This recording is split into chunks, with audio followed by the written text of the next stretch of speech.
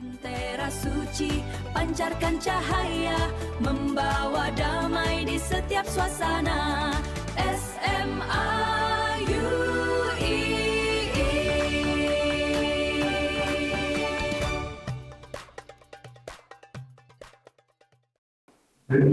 Bismillahirrahmanirrahim. Assalamualaikum warahmatullahi wabarakatuh. Alhamdulillahirabbil alamin. Alhamdulillahilladzi anzala al-Qur'ana hudan lin-nasi wa bayyinatin minal huda wal furqan. Asyhadu an la ilaha illallah wahdahu la syarika lah wa asyhadu anna Muhammadan 'abduhu wa rasuluhu la nabiyya wa la rasula ba'dah. Amma ba'd. Puji syukur kehadirat Allah Subhanahu wa Ta'ala yang telah menurunkan kitab suci Al-Quran dengan berbagai fungsinya, sehingga kita sebagai satu umat, sebagai satu komunitas manusia yang didasarkan pada agama, bisa sama-sama kemudian mendapatkan petunjuk dari salah satu mukjizat Rasulullah SAW, yakni Al-Quran. Puji syukur kepada Allah juga karena alhamdulillah di tahun ini kita sama-sama bisa memasuki bulan paling suci dalam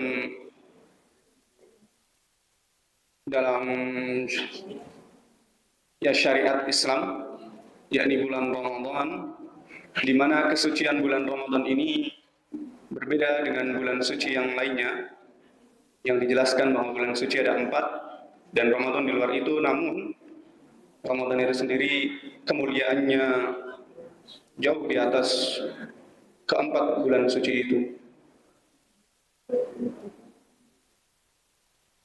Semoga nikmat yang telah Allah berikan kepada kita ini tidak kita sia-siakan. Jadi setiap nikmat yang Allah berikan kepada kita, apapun itu bentuknya, tidak boleh kita sia-siakan. Katanya nikmat badan yang sehat jangan dikufuri dengan bermalas-malasan misalnya. Nikmat akal yang masih berfungsi untuk berpikir jangan dikufuri dengan enggan berpikir. Maka nikmat kita hari ini masuki bulan suci Ramadan jangan kita kufuri pula dengan berbagai hal-hal yang justru kontraproduktif dengan bulan Ramadan itu sendiri. Puji syukur sudah, kemudian kita lanjutkan dengan senantiasa memanjatkan, memohonkan salawat kepada baginda Nabiullah Muhammad sallallahu alaihi wasallam, karena memang itu syariat yang diperintahkan di dalam Al-Quran. Innallaha wa malaikatahu yusalluna 'alan nabi. Allah dan malaikatnya saja bersolawat kepada Rasulullah sallallahu alaihi wasallam. Apalah kita yang mengaku-aku menjadi pengikutnya, namun kemudian justru kita tidak bersolawat. Maka sudah seharusnya, sudah sepantasnya untuk kita kemudian sering-sering memohonkan, mengucapkan salawat kepada baginda Nabi sebanyak mungkin, karena selain Allah dan malaikatnya bersalawat, karena saya yakin kita juga membutuhkan kebaikan dari salawat itu. Apa bentuk kebaikan dari kita bersalawat kepada Rasulullah SAW? Yakni insya Allah, meskipun saya juga belum tahu, tapi saya meyakini dan saya berharap bahwa ketika kita bersalawat kepada Rasulullah SAW, maka dengan salawat itulah kemudian kita besok bisa mengharapkan syafaatnya ketika hari kiamat. Maka dua hal tadi pasti setiap penceramah menyampaikan, syukur dan salawat, karena memang sepenting itu. Bahkan andai kata tidak perlu ada ceramah, insya Allah dengan syukur dan salawat saja sudah mencukupkan berbagai kebaikan dari keseharian kita. Kalau misal setiap penceramah pokoknya tiap hari hanya ngingetin syukur, salawat saja, insya Allah hidup kita sudah akan menjadi lebih baik dan lebih mudah.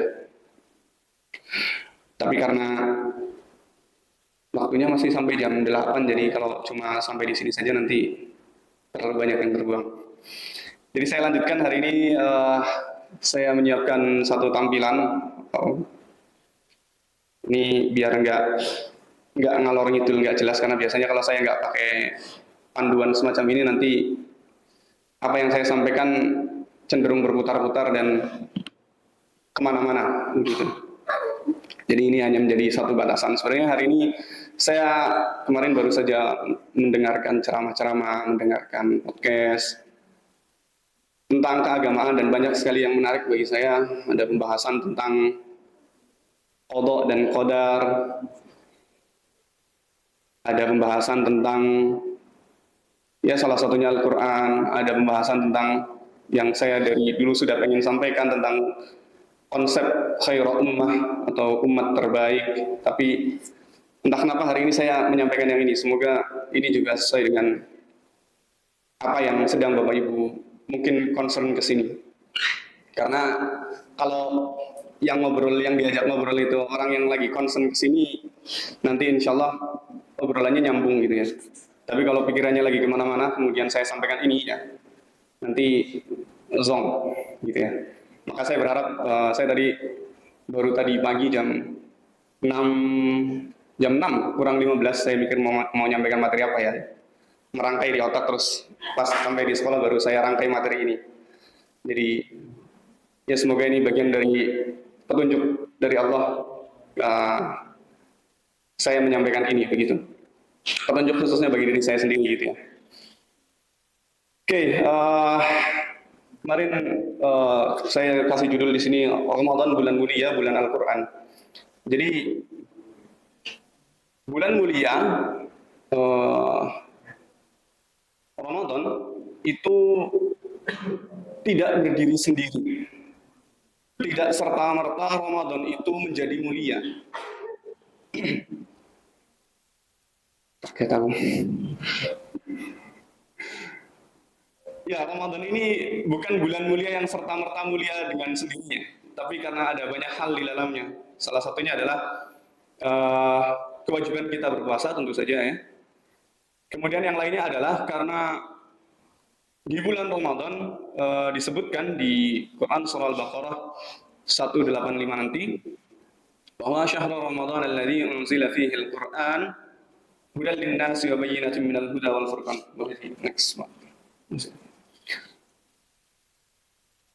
Bulan Ramadan adalah bulan di mana unzila fihi al-Qur'an, diturunkan di dalamnya Al-Quran. Nah, Al-Quran ini mukjizat. Al-Quran ini kitab suci yang mulia. Sudah suci, kitabnya mulia pula. Maka penjelasan dari para ustadz, dari para penceramah biasanya menyampaikan bahwa apapun yang di dalamnya dikaitkan atau berkenaan dengan Al-Quran, maka pasti menjadi sesuatu yang mulia.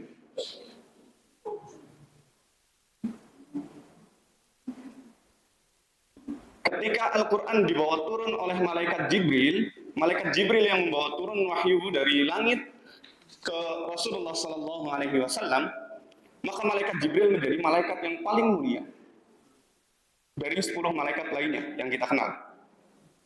Malaikat Jibril nanti disebut sebagai pemimpinnya para malaikat karena beliau yang membawa turun Al-Quran.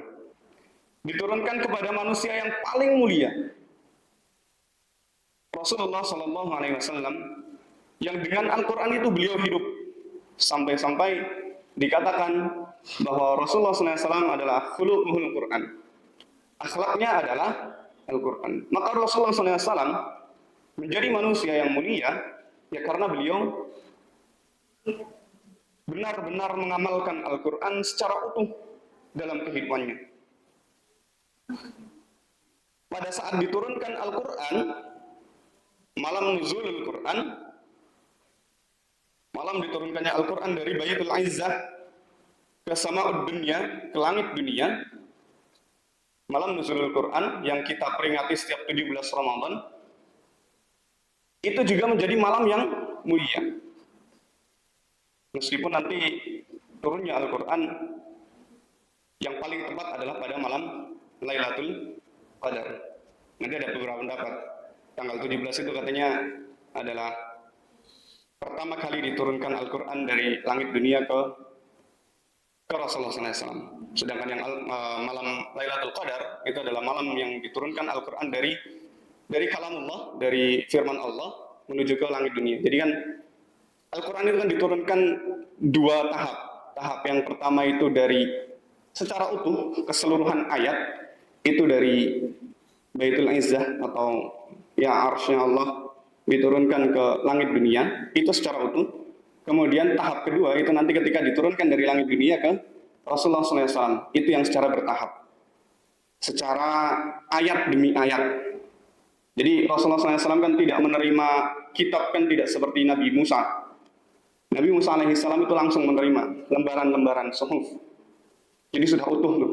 Sedangkan Al-Quran ini sengaja diturunkan berangsur-angsur agar ketika ada permasalahan Rasulullah menunggu ayat, menunggu petunjuk dari Allah, baru kemudian Al-Quran itu diturunkan sebagai jawaban dari permasalahan yang ada. Nah maka hari diturunkan Al-Quran, malam diturunkannya Al-Quran itu menjadi malam yang mulia. Inna anzalnahu fi lailatul qadar. Sampai akhirnya nanti bahwa di malam Lailatul Qadar itu malam yang paling mulia, yang lebih utama dari malam 1000 bulan. Malam ketika diturunkan menjadi malam yang paling mulia. Diturunkannya di bulan Ramadan, maka bulan Ramadan menjadi bulan yang mulia pula. Maka insya Allah kalau kita berinteraksi dengan Al-Quran, apalagi sering-sering, apalagi semakin lama semakin mendalam gitu ya, insya Allah apa yang ada di dalam diri kita dari hasil interaksi kepada Al-Quran itu juga menjadikan kita sebagai manusia yang mulia. Kembali lagi, mulianya sejauh apa kita berinteraksi dengan Al-Quran. Boleh dilanjutkan Pak. Nah, maka di ayat yang tadi nanti sedikit dibahas bahwa fungsi Al-Quran berdasarkan surah Al-Baqarah 185 tadi adalah ada 3. Ini yang saya yakin saya sudah sering sampaikan. Semoga sudah ada yang bosan. Artinya kalau sudah bosan kan sudah hafal gitu ya. Sudah bosan belum Mas Aan? Mas Aan, tuh Mas. Sampun. Saya sudah sering menjelaskan ini, sudah bosan belum?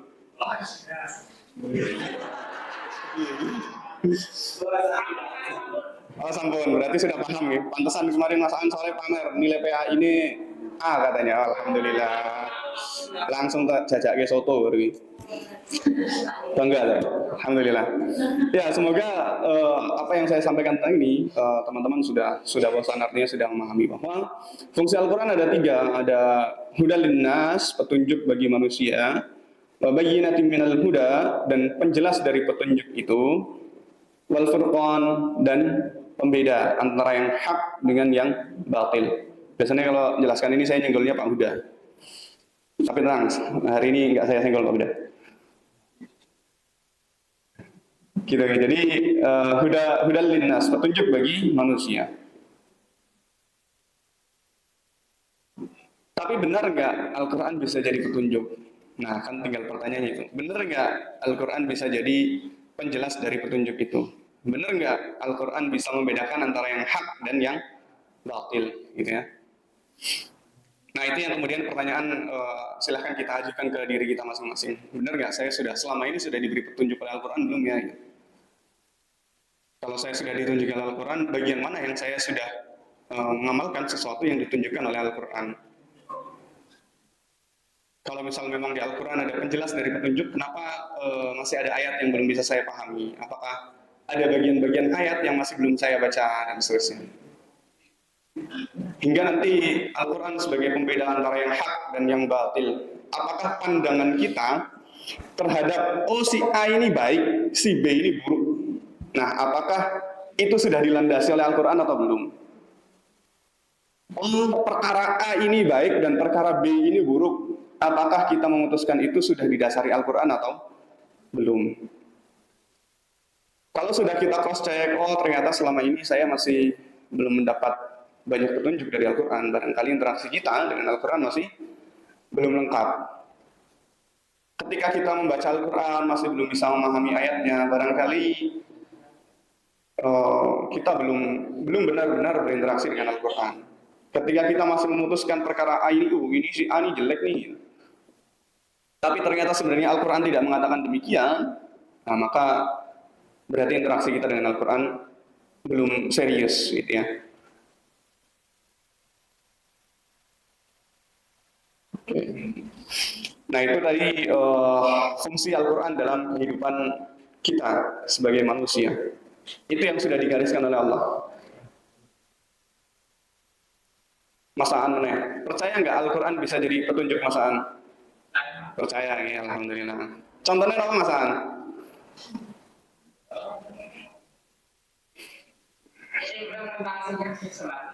Salat 5 waktu, alhamdulillah. Iya betul. Misalnya salat 5 waktu.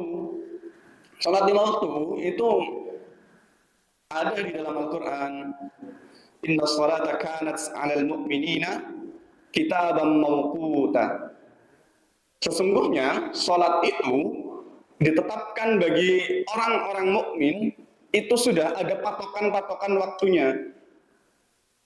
Jadi kalau kita sudah salat 5 waktu sesuai dengan waktunya, sebenarnya kita sudah menjalankan bagian dari petunjuk yang ada di dalam Al-Quran.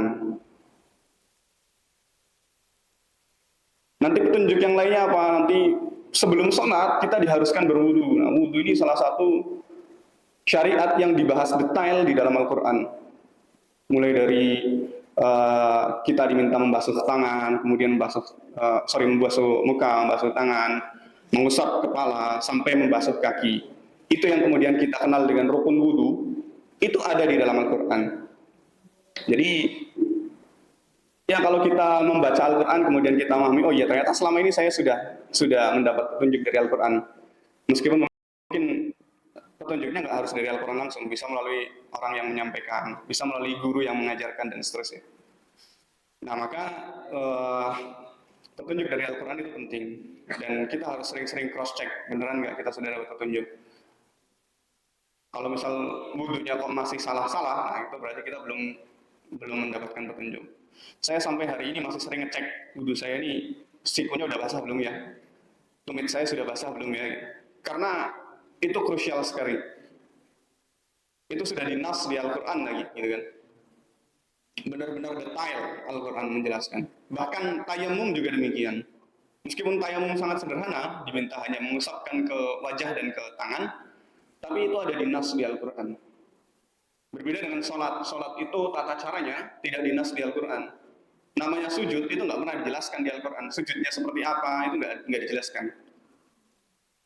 Sholat itu karena sholat terlalu detail kalau harus dijelaskan di Al-Quran.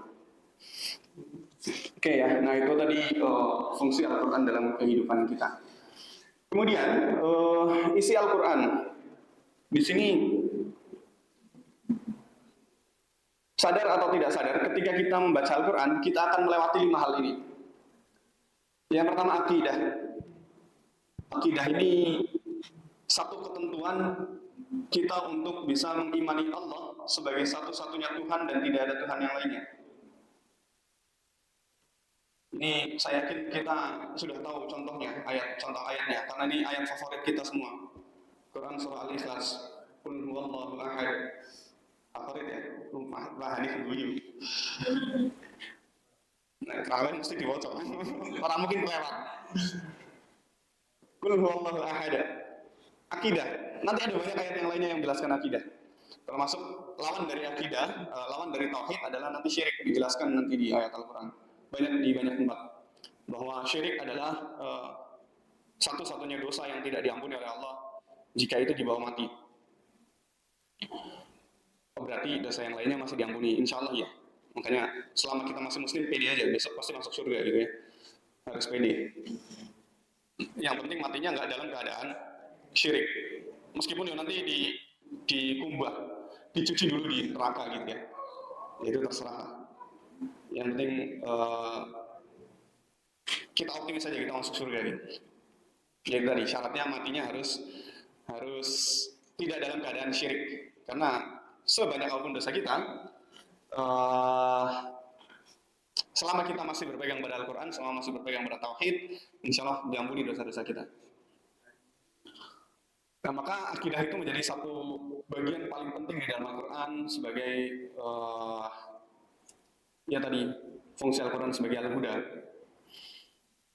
Tanpa akidah, tanpa tauhid, maka petunjuk itu ya berarti tidak ada. Karena memang ya dimaksudkan dari petunjuk, kita mintakan ihdinas siratal mustaqim, kita mintakan tunjukkanlah kami ke jalan yang lurus, yaitu jalan tauhid, jalan Islam. Nah, maka nanti akidah di semua ayat akan membahas tentang itu. Termasuk nanti kalau akidah dipahami sebagai tauhid, nanti dibagi ada tauhid rububiyah, tauhid uluhiyah, tauhid asma wa sifat. Itu juga nanti ada pembahasan-pembahasannya. Makanya di dalam Al-Quran itu ada dalil yang mengatakan bahwa sesungguhnya Allah memiliki asmaul husna, nama-nama yang baik dan seterusnya gitu ya.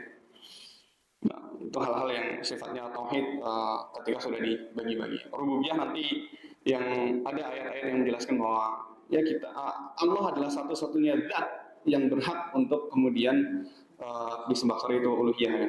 Jadi di tauhid uluhiyah itu dibahas bahwa Allah adalah satu-satunya zat yang boleh disembah. Kemudian isi Al-Quran yang kedua ada syariat. Syariat ini luas. Syariat ini bisa membahas kemana-mana.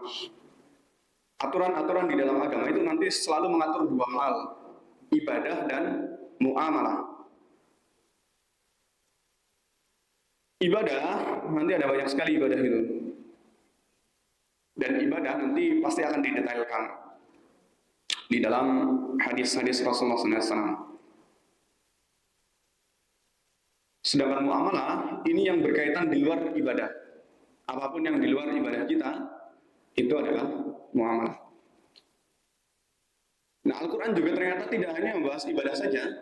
Al-Quran juga membahas muamalah. Bahkan nanti ayat tentang muamalah itu menjadi satu ayat terpanjang di Al-Quran. Saya agak lupa di ayat berapa. Quran surah Al-Baqarah kalau nggak salah nih Pak Hanif. Nanti kalau saya salah minta tolong di cross check, di koreksi. Di Quran surah Al-Baqarah itu ada satu ayat panjang sekali, satu halaman penuh. Surah apa Bu Nafi? Ayat berapa? Kelingan tak? Lali aku ya. Pak Imran. Hah? Al-Baqarah satu halaman, satu ayat. Itu ada. Dan itu pembahasannya tentang muamalah. Artinya, muamalah ini dalam Islam bukan hal yang sepele. Meskipun bukan ibadah, tapi ini bukan hal yang sepele. Muamalah itu kan hubungan kita dengan manusia yang lainnya. Itu bukan hal yang sepele, itu hal yang serius dalam Islam. Hubungan kita dengan manusia yang lainnya.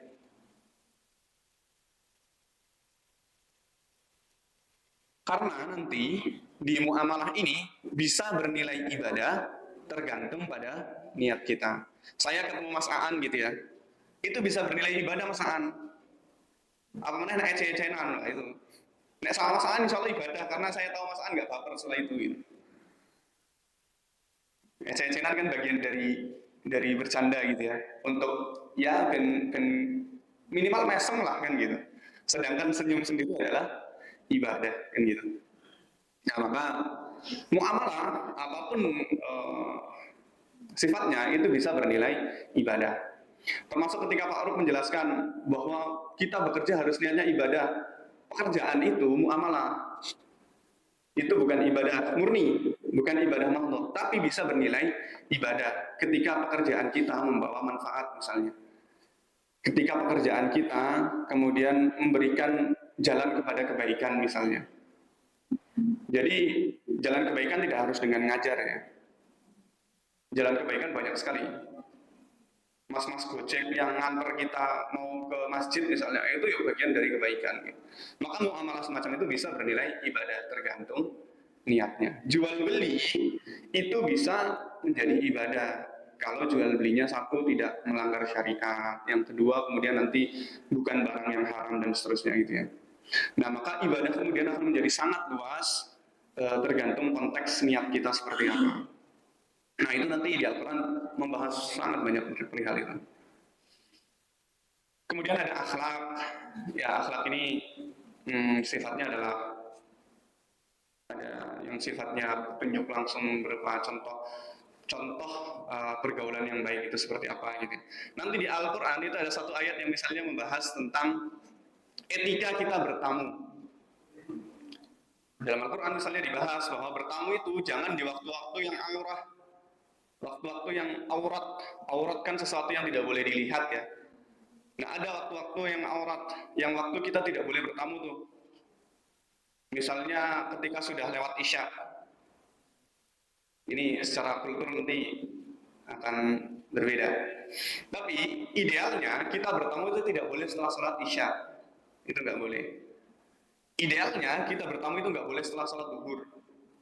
Karena itu juga waktu aurat. Biasanya setelah zuhur kan kita istirahat gitu ya.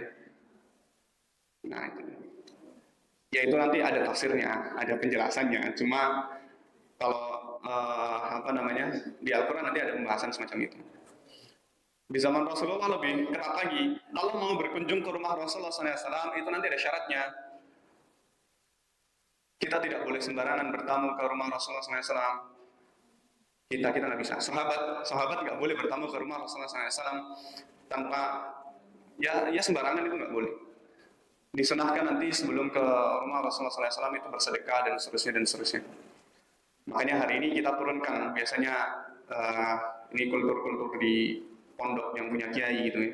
Kalau sudah alumni pengen sowan gitu, biasanya nanti entah sedekah dulu atau justru sedekahnya dibawa ke pondok gitu. Makanya kalau ada kiai yang kaya karena sedekah, ya jangan disalahkan kiainya. Memang etika bertamu ya ada yang semacam itu gitu. Jadi apalagi kalau kita bertamu ke ya tadi orang yang kita anggap lebih mulia gitu ya. Itu hal yang wajar dan tidak menyalahi begitu.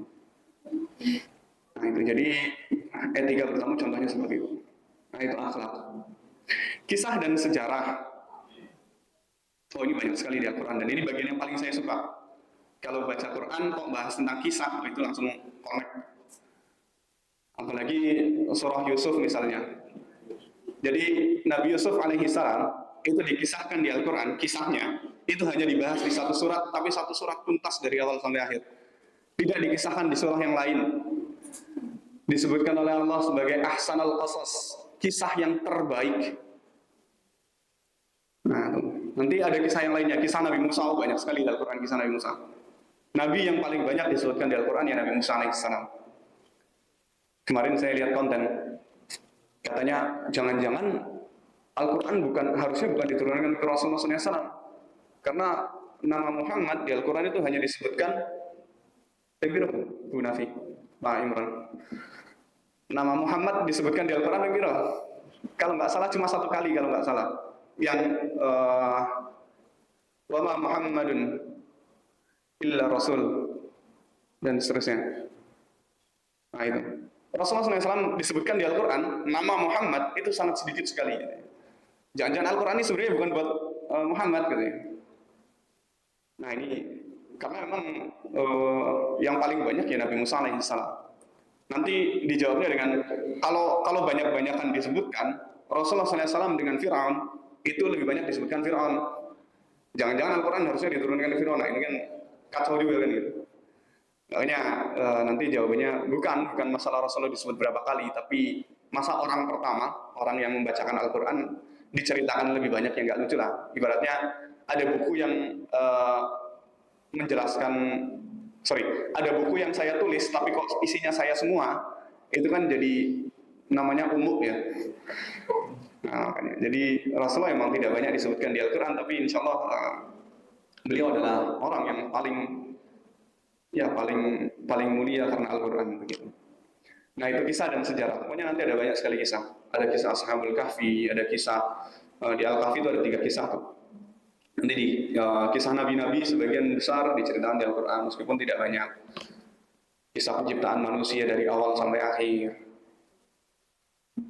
Ya pokoknya sesuatu yang sebelum Rasulullah itu nanti akan dijelaskan melalui kisah. Dan itu ternyata di masa Rasulullah SAW itu sangat powerful. Kenapa? Karena orang Yahudi, jadi sebelum Rasulullah SAW diutuskan agamanya kan Yahudi dan Nasrani, agama yang eksis pada saat itu. Orang-orang Yahudi itu sering berdebat masalah kisah. Kisah Ashabul Kahfi itu orang Yahudi itu berdebat tuh. Orangnya ada berapa, kemudian jumlah tawanannya berapa, mereka tidurnya berapa tahun di gua dan seterusnya. Itu bagi orang Yahudi itu menarik sekali untuk dibahas. Makanya hal-hal yang mungkin sederhana, tapi ketika itu dibahas menarik, ternyata ya seru juga gitu. Makanya jangan heran kalau kemudian Pak Imron mendengarkan saya dengan Pak Huda cerita ngalor ngidul gitu ya. Kemudian ya itu karena memang hal-hal yang semacam itu tuh kadang membuat kita menarik.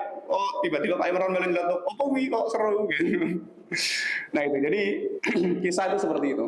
Dan itu sangat powerful ketika Rasulullah mendapatkan surah Al-Kahfi. Oh itu gentar orang Yahudi karena mereka selama ini berdebat jumlahnya berapa. Allah kemudian berikan pastinya berapa. Mereka berapa orang tidurnya berapa tahun dan itu pasti benar karena itu wahyu. Nah maka waktu itu ya viral lah bahasanya gitu ya. Dan yang terakhir adalah janji dan ancaman. Ada banyak janji, ada banyak ancaman. Yang janji-janji ini kemarin saya dengar dari penjelasan Ustaz saya. Kalau kita membaca Al-Quran, itu jangan kemudian kita merasa bangga diri gitu. Ketika ada ayat yang bagian dari janji-janji Allah, nih janji bagi orang yang ashabul yamin. Seperti ini. Ashabul yamin itu golongan kanan. Golongan kanan ini golongan yang akan menerima catatan amalnya dengan baik. Jangan bangga diri. Oh ini kayaknya saya nih gitu. Ashabul yamin. Giliran bahasan ashabul shimal, golongan kiri yang katanya menerima buku catatannya dengan dilemparkan, ini kita koncoku deh. Nah itu nggak boleh ya. Jadi janji dan ancaman, yang janji-janji jangan diarahkan ke diri kita dan ancaman diarahkan ke orang lain, katanya gitu. Nah, kita harus lebih sering-sering jangan ancaman ini untuk saya. Jangan-jangan yang dimaksud ashabul shimal itu adalah saya. Yang justru amal saya besok akan dilemparkan oleh malaikat kemudian menjadi suatu amal yang buruk. Dan seterusnya. Maka kurang lebih itulah isi Al-Quran. Semoga setelah kita memahami bahwa isi Al-Quran seperti ini, kita bisa tahu ketika lagi baca besok atau nanti gitu ya. Oh ini yang bahas tentang akidah nih, ini yang bahas tentang syariat nih, ini yang bahas tentang muamalah, ini yang bahas tentang kisah, ini yang bahas tentang janji dan ancaman. Insya Allah kalau kita sudah mulai memahami semacam itu, mulai memeta-metakan gitu ya. Apalagi sekarang Al-Quran sudah ada yang punya indeks ya, indeks pembahasan, lagi bahas akidahnya yang mana, itu ada Al-Quran yang punya indeks dan itu cukup menarik bagi saya. Nah, semoga dengan kita memahami ini, ketika kita berinteraksi dengan Al-Quran, kita bisa lebih mengenal lagi apa yang ada di dalam Al-Quran. Lanjut Om Sin. Nah ini kemudian bagaimana cara kita memahami Al-Quran. Kemarin saya juga beliau buat konten, terus saya dengarkan kontennya terlalu panjang tapi 24 menit untuk sebuah reels gitu ya. Beliau menjelaskan bahwa Al-Quran memang bahasanya bahasa Arab. Maka untuk memahaminya ya kita memerlukan bahasa Arab. Tapi bukan berarti tanpa kita belajar bahasa Arab kita tidak bisa memahami Al-Quran. Dan itu bagi saya pendapat yang paling adem, alhamdulillah. Karena saya sampai sekarang belum belajar bahasa Arab dengan serius. Ya semoga nanti sempat insya Allah. Nah, ya bahasa Arab itu satu alat untuk memahami Al-Quran, tapi bukan satu-satunya. Kalau satu-satunya cara memahami Al-Quran dengan bahasa Arab, harusnya Abu Jahal tetangganya Rasulullah, harusnya paham Al-Quran dong. Orang Arab, paham bahasa Arab.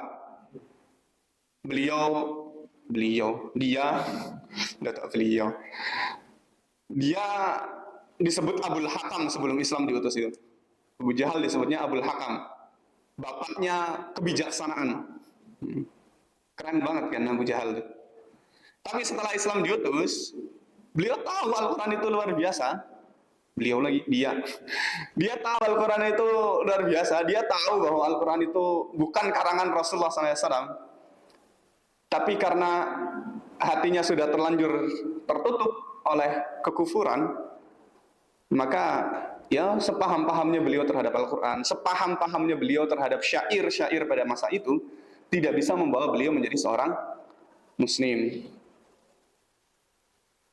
Abdul Muthalib, kakek Rasulullah SAW, paman Abu Thalib berarti, saya salah sebut. Abu Thalib, paman Rasulullah SAW, orang yang mendampingi Rasulullah di awal dakwah, yang melindungi Rasulullah di awal dakwah, adalah orang yang sangat paham terhadap Al-Quran. Beliau yakin Al-Quran itu benar, beliau yakin apa yang dibawa oleh Rasulullah itu benar. Tapi kalau bukan karena tertutup oleh kekafiran, ya beliau harusnya masuk Islam. Nah, maka kembali lagi bahwa bahasa Arab ini satu alat untuk memahami Al-Quran, tapi bukan satu-satunya alat untuk memahami Al-Quran. Maka cara kita memahami Al-Quran bagaimana? Ya minimal kita membacanya, sering-sering baca. Insya Allah kalau sering baca gitu ya. Apalagi Ramadan biasanya punya target 1 kali khatam, 2 kali khatam, 3 kali khatam gitu ya. Insya Allah itu akan memudahkan kita untuk memahami Al-Quran. Pokoknya semakin sering interaksi kita dengan Al-Quran, insya Allah itu akan memudahkan kita untuk memahami Al-Quran. Kalau sudah sering interaksi kan nanti bagian ayat ini, sudah mulai tahu bagian ayat ini bahasa apa, bagian ayat ini bahasa apa.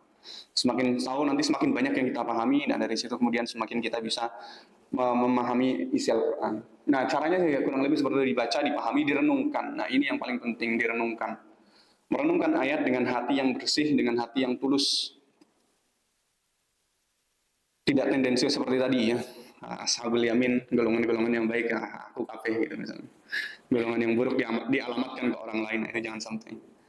Nah, maka direnungkan, perenungan terhadap Al-Quran. Contoh konkretnya apa? Setelah saya kemarin menjelaskan contoh konkretnya, Kiai Haji Ahmad Dahlan, beliau tidak merenungkan, beliau tidak banyak membahas ayat Al-Quran, tapi beliau kemudian mendirikan satu organisasi yang sampai hari ini survive dan kemudian manfaatnya menjadi meluas. Beliau hanya merenungkan Quran surah Al-Ma'un yang pendek itu. Kemudian beliau merasa saya nggak mau jadi pendusta agama. Kemudian beliau melakukan kegiatan sosial gitu ya. Kemudian beliau mendirikan sekolah. Kemudian beliau mendirikan waktu itu disebut dengan PKO, Pondok Kesengsaraan Umat kalau nggak salah. Jadi PKO ini fungsinya kalau ada orang yang sakit ya datang ke sana dan seterusnya. Hanya karena merenungi surah itu saja bisa hadir sampai hari ini universitas di pelosok-pelosok negeri. Bisa sekolahnya lebih banyak dari sekolah negeri. Ada pondok pesantren, ada TPA, ada TK yang jelas lebih banyak dari TK negeri. Namanya TK Aisyah dibandingkan dengan TK negeri. TK Aisyah itu bisa satu desa satu. Sedangkan TK negeri belum tentu satu kabupaten ada. Gitu ya. Jadi ya itu perenungan beliau terhadap satu bagian dari Al-Quran yang kemudian melahirkan aksi nyata. Nah, maka cara terbaik dari kita memahami Al-Quran adalah 1 dibaca, 2 dipahami, 3 direnungkan, yang terakhir adalah diamalkan. Tidak perlu banyak, tapi semoga kita senantiasa diberi petunjuk untuk bisa mengamalkan bagian-bagian dari Al-Quran. Misal gandeng senenge Al-Ikhlas, kita coba renungkan Al-Ikhlas, kita coba amalkan Al-Ikhlas itu dalam kehidupan kita. Yang saya yakin kalau Al-Ikhlas itu kita renungkan dan kita amalkan, akan menjadi satu yang sangat powerful dalam diri kita. Akan menjadi satu yang sangat luar biasa dalam diri kita. Kurang lebih itu. Untuk yang berikutnya tidak perlu saya sampaikan karena nanti terlalu panjang. Mungkin itu saja yang bisa saya sampaikan terkait dengan ya bulan Ramadan ini adalah bulan Al-Quran. Jadi kemarin saya baru mendengarkan Ustaz Felix menjelaskan bahwa pembahasan bulan Ramadan itu bukan tentang puasa sebenarnya. Makanya syahrul Ramadan alladzi unzila fihil Quran, bukan syahrul Ramadan alladzi bukan bulan Ramadan adalah bulan yang di dalamnya diturunkan Al-Quran. Bukan bulan Ramadan adalah bulan yang di dalamnya diwajibkan puasa. Itu ayatnya berbunyinya begitu. Maka setelah saya mendengarkan itu, kemudian saya renungkan, bagi saya berarti ada orang-orang yang berlebaran sebelum masuk bulan Syawal. Siapa itu? Yaitu orang-orang yang mencintai Al-Quran. Bagi saya, orang yang mencintai Al-Quran, pasti mereka lagi senang banget di hari ini. Di bulan Ramadan ini pasti lagi senang banget dibandingkan ketika keluar dari Ramadan. Saya yakin orang yang hatinya hidup dengan Al-Quran pasti di bulan Ramadan ini lagi senang banget, lagi amat bahagia. Sudah tidak ada rasa sakit, saya yakin, bagi orang yang hatinya dipenuhi dengan Al-Quran di bulan Ramadan. Kalau misal hari ini di bulan Ramadan kok kita masih menggerutu, masih merasa tidak beruntung, tidak bahagia, itu dipertanyakan kedekatan kita dengan Al-Quran. Maka besok dicek teman kanan kirinya, siapa yang selama Ramadan ini mesem kuyang. Langsung mesem gak ya, alhamdulillah.